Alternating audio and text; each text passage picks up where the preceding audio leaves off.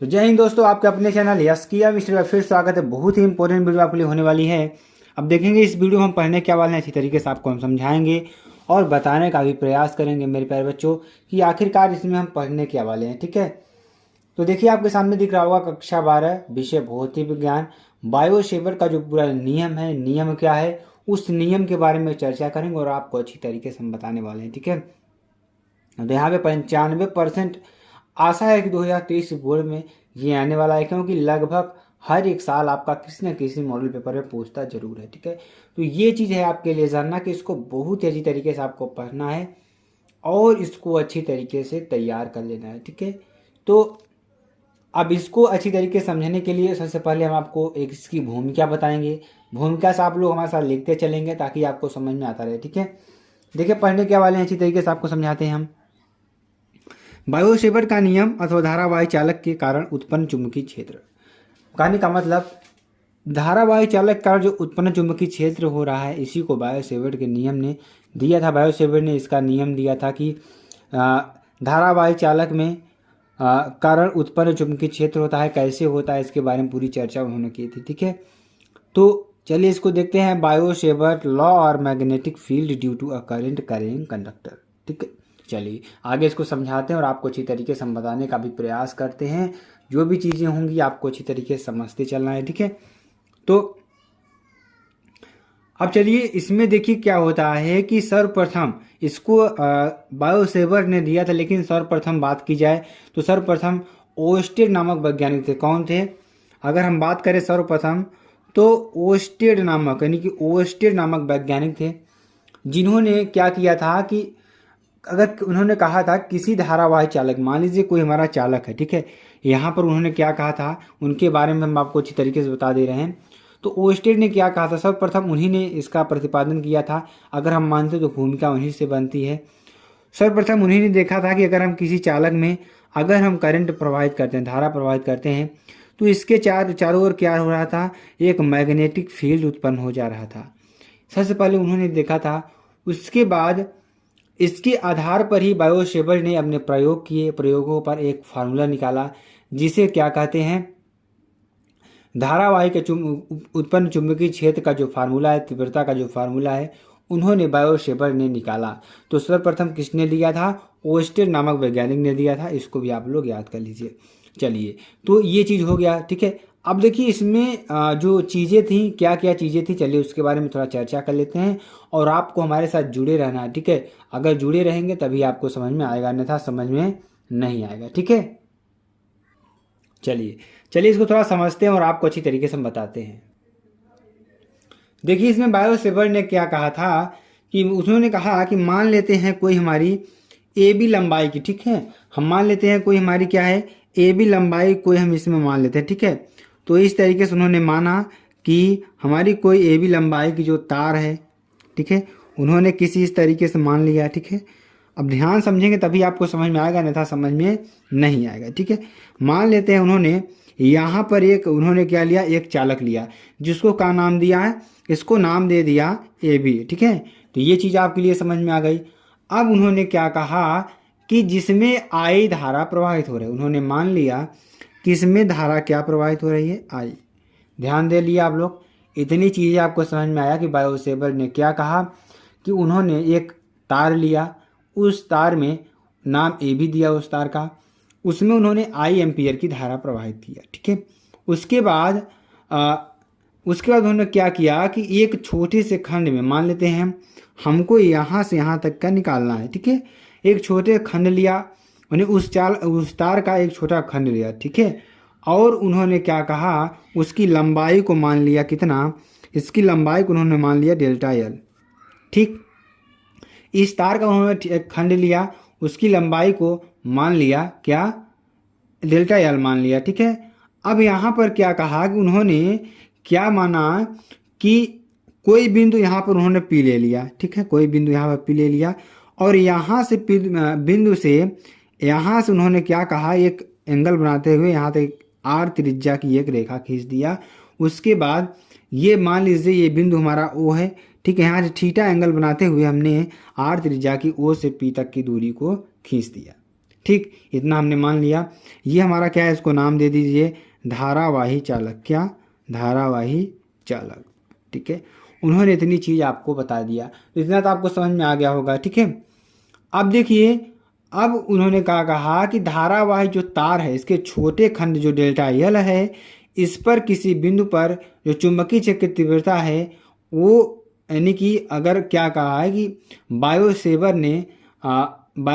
ने क्या कहा, बिंदु पी है, यानी कि ठीक है, बायोसेवर ने प्रयोग के आधार पर उन्होंने क्या बताया कि जो इसमें तीव्रता आपको निकल कर आ रही है, ठीक है, इस पी बिंदु से थीटा एंगल पर जो तीव्रता निकल कर आ रही है, यानी कि अगर इसमें हम धारा प्रवाहित करेंगे, इसमें अगर हम धारा प्रवाहित करते हैं, तो उन्होंने पहली बात यही कहा, क्या कहा उन्होंने, पहला बात क्या कहा कि यह चालक में प्रवाहित विद्युत धारा आई के अनुक्रमानुपाती होती है, यानी कि जो इसमें चुंबकीय क्षेत्र उत्पन्न हो रहा है, ओस्टेड ने तो बता दिया कि चुंबकीय क्षेत्र इसमें हम बी उत्पन्न कर रहे हैं। ठीक है, अब बी उत्पन्न कर रहे हैं जब आप इसमें, तो उन्होंने क्या कहा कि इसी चालक में प्रवाहित विद्युत धारा आई, क्या कहा उन्होंने, किसी चालक में धारा, किसी चालक नहीं, आप अगर मान लीजिए ए बी चालक लीजिए, ए बी, यानी कि आप कोष्टक में ए बी लिख दीजिएगा। ठीक है, ए बी चालक में धारा आई प्रवाहित करने पर कितना,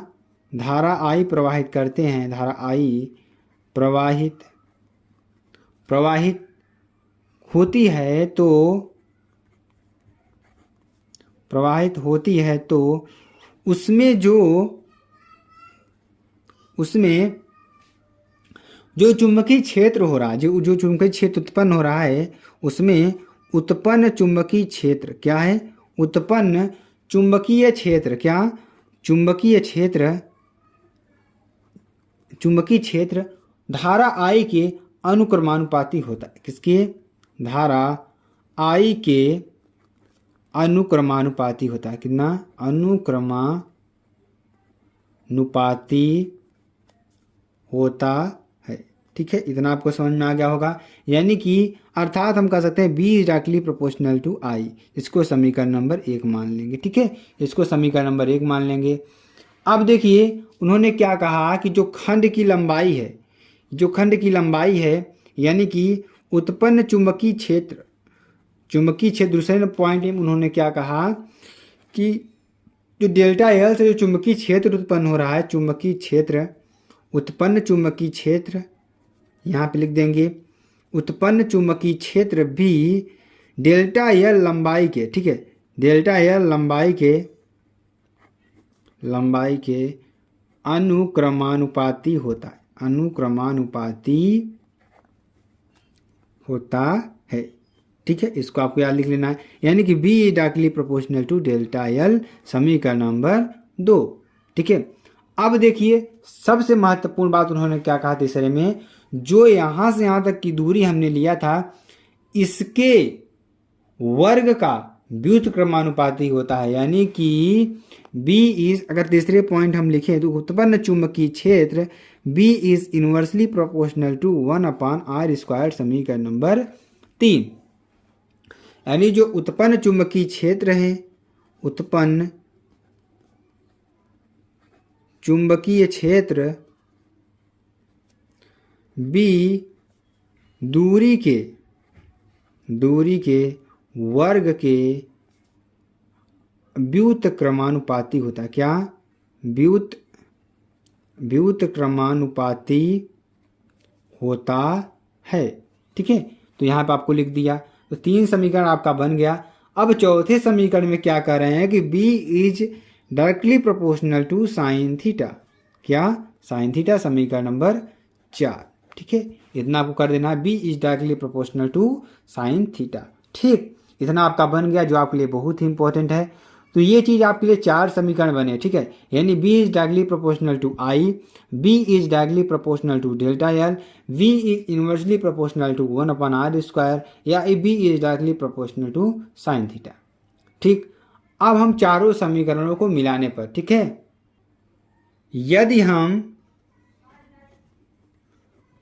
हम चारों समीकरणों को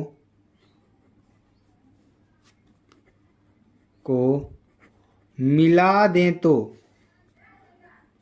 दे तो V is proportional to I delta L sine theta और नीचे हमारा क्या था R स्क्वायर। ठीक, ये आपका टोटल आ गया समीकरण। कोई दिक्कत यहाँ तक तो आपको कोई दिक्कत नहीं हुई होगी। ठीक है, अगर यहाँ तक आपको कोई दिक्कत होती है तो हमें कमेंट करके जरूर बताएंगे कि यहाँ तक हमें यहाँ दिक्कत हुआ। ठीक है, अब देखिए एक चीज है आपके लिए, क्या है कि जो चुंबकीय क्षेत्र की तीव्रता है V इज, अगर हम इसको हटाएंगे तो एक नियतांक आएगा। नियतांक क्या आएगा? म्यू 0/4 पाई। ठीक है, म्यू 0/4 पाई इंटू आई डेल्टा एल, यहाँ पे कर दीजिए delta L sine theta upon R square.